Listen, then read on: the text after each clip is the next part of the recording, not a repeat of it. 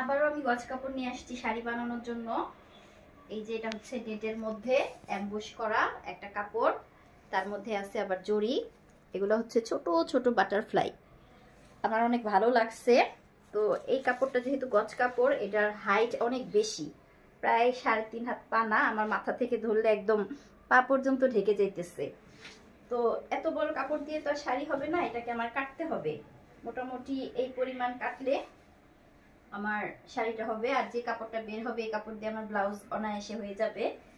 তো এটার কালারটা একেবারে হোয়াইট না, সামান্য একটু অফ হোয়াইট। এটার ভিতরে যখন আমি ইনার দিব, ইনারের কাপড় নিয়ে আসছি, তখন এটার কালারটা অনেক শাইনিং হবে। এই যে এখন একদম হোয়াইট সুন্দর দেখা যাইতেছে। যেহেতু এটা শাড়ি হবে, শাড়ির মধ্যে তো অবশ্যই আমি লেস লাগাবো। এই যে আমি লেস নিয়ে আসছি, এখানে আমার 4টা লেস আছে সাদা। এই লেসটার মধ্যে সিকোয়েন্স আছে। তো আমি প্রথমে এটাই নিছি শাড়িতে দেওয়ার জন্য, পাড়ের মধ্যে আঁচলের মধ্যে এটা আমি দিব। এই যে এই লেসটা দিয়ে আমি শাড়ি করলে একদম শাড়ির যে ডিজাইন এটার সাথে একদম ম্যাচিং হয়ে যাবে।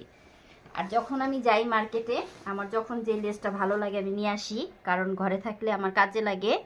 এই যে একটা সুন্দর লেস ফুল, এই যে একটা দেখতে পারতেছেন, এটাও সুন্দর সুন্দর ফুল।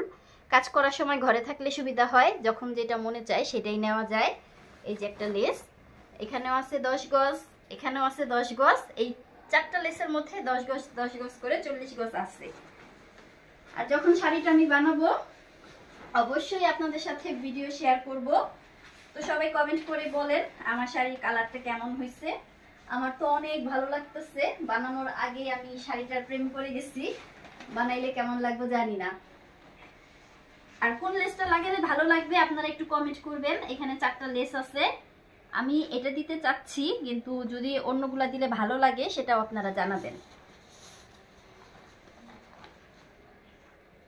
আপনাদের কমেন্টের অপেক্ষায়।